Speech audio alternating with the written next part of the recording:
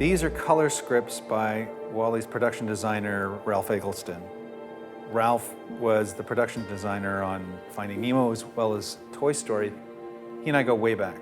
We went to school together at Cal Arts. He kind of got me one of my first jobs outside of graduating from school. I was not as employable as the rest of the world. I didn't have as sexy a portfolio as some of my other classmates. And Ralph put in a good word for me, and I remember when I got my break at Pixar, I put in a good word for him, and we took a chance on him because he had never been a production designer, but we said, let's give him a shot, and he just, was worth his weight in gold and became invaluable. I was asked by Andrew Stanton to work on WALL-E. I told Andrew when he asked me to work on the film that I thought that it was a great idea. I always liked the idea. I'd known about it since '95, but that I didn't draw robots and I don't draw spaceships. I love it, but I don't do it. Luckily for me, he said, well, maybe you'll bring something to it that people hadn't thought of before. His knowledge of the history of production design is insane. And he brought back something that he learned about from William Cameron Menzies, that he would color script. And basically, color scripts are like, the best way I put it is it's like a line of music that has a representative frame from each section of the film, and you look at it like a stanza or a line of music, and you can follow along with how the lighting's going to change and the color's going to change. A really great example I give is on Finding Nemo. We could track the color of the water and have it match the narrative of the movie and never repeat ourselves twice and make sure it went dark when it was dark, light when it was light, bright blue when things were good. And Ralph works in pastels. He's just great. He just sits there and becomes a colorful mess, just all hunched down and just so into it, and it's intoxicating. And he likes to do these sort of fluid things that he's not literally doing the shots. He's kind of trying to almost open his brain to the whole span of time from one section of a piece of the movie to another. So this might be 5 minutes of screen time, but he's trying to give you a sense of what it will look color and lighting wise, but it's very expressionistic. It's not literal. The single most challenging thing has been the idea that this is kind of a silent movie in that all of the art has to support the story. It was so specific every step of the way. I think there's less dialogue in this movie than anything since maybe Bambi, which had, 420 words of dialogue. So it's been a real challenge. It was basically, we had to learn how to make a silent film again. This is the front Lido deck that we would not see in this Yes. kind of frame. We're looking right around here, right now, right? Do you have the feels drawing that great. we talked about yesterday that I didn't like? Okay, yeah, that's right. Well, I'll show you why, and just to make sure we're on the same track. Where it's this kind of stuff. Where it's like The way Ralph and I have always worked is that he's the first person on the show when I'm still writing. And it is like sinful how decadent and wonderful it is to just have a year with just you trying to write and your production designer trying to like find a visual world, and you're just feeding off each other. So I didn't necessarily have the world and asked him to like color it. He would just, it would just be sort of jam sessions. I would come into his office and I would say to him like, I'm thinking of this and maybe it goes here, and he'd go, oh, what if it goes like, and what's wonderful is because we knew each other in film school and we'd sit there and just geek out about Coppola and One from the Heart, like it was just the same moment, but now we were talking about a legitimate movie that we were making, and there was just no fear. You could just get as geeky or as messy or as childish or as intellectual as, which was what film school was for me, and we just kept that going.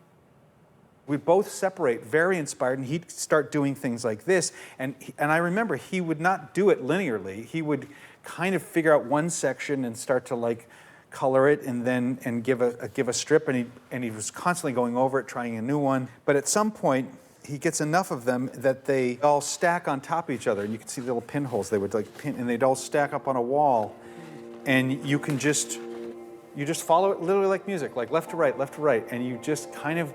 It's this wonderful way of kind of being holistic for this rare, rare moment, because you're never gonna see it holistically again with all the color and whistles for another 3 years. It's a design version of the premise. It's like it allows you to like find an anchor and just go, okay, this is how we want to feel when we're just sensory taking in the movie. Behind me are color scripts for Act 1. Now, I think there's 57 strips. They're 30 inches by 3 inches high and 30 inches wide by 3 inches high. And I've never worked on a movie where I've done more than maybe 25 color scripts for a whole movie. There's 55 plus or minus a few for Act 1. The beginning of the film is Wally very lonely and just introducing the world of Wally, which is very monochromatic and very muted and very smoggy and dusty and dirty. There's no green anywhere. There's zero green in the movie until he finds a plant, which is the first time he sees green. And when Eve arrives, we start amping up the color a little bit. It's still monochrome, but it becomes a little hotter, a little warmer. Push the contrast a little bit more. And then he finally does meter, and we kind of amp up the color a bit more, and we introduce a little bit of blue and a little bit of pink, and so we have warm blue because of her eyes, and also just having a little bit of pink to kind of mix with the orange and the dusty color. And then he takes her back to his pad and turns on all the lights, and it's just a multicolored of lights. You know, he's got them plugged into all these batteries, and all these different colors come on. So it's kind of like a circus, like walking through a midway, you know, with all these different lights. And that's the most colorful moment at that point in the movie. And of course, then she finds what she's looking for, which was the plant, and she shuts down.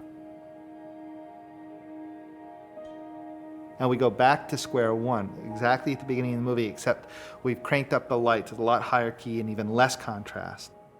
And then from that moment to the end of Act 1, it's recapitulating what has happened so far in Act 1.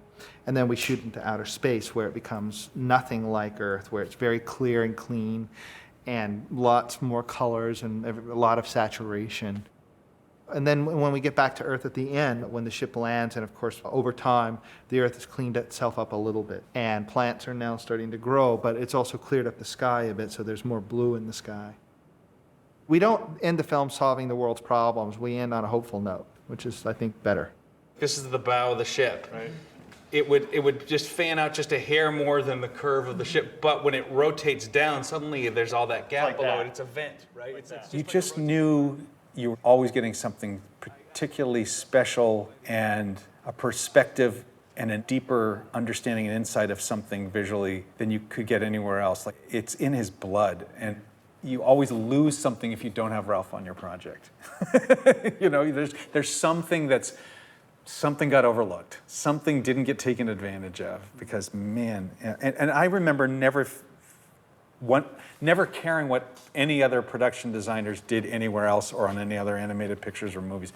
I didn't care. And I know we all felt like there was like, no, we just are following the Ralph way. He's world building all the time, almost like a city planner or an estate planner. He has to kind of have everything contextualized because, again, when I met him in film school, he was a filmmaker too. And I always feel like the best people at any other job on a film crew are people that could direct or could write, but they choose not to, and God bless them because they come to things looking at it contextually. But he's so proactive and so visual about it that if there's any blank slates, he doesn't throw up his hands. He's filling it in. He's gonna stay up all night and figure it out. And you're gonna have to slow him down and stop him, you know? So he's the Energizer Bunny. Yeah, it's just beautiful.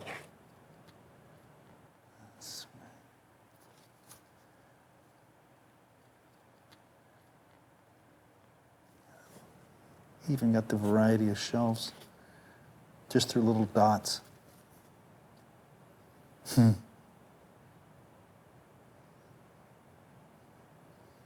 a weird sense of calm in all of it. That's what I love. I mean, it's almost impossible not to project the finished film onto looking at these, but you gotta remember we saw these before there was one for years ahead, and you can kind of see how this dictated or gave you confidence that you could just sit and be in the film at a slower heart rate and pace than we'd ever allowed ourselves or were courageous enough to do.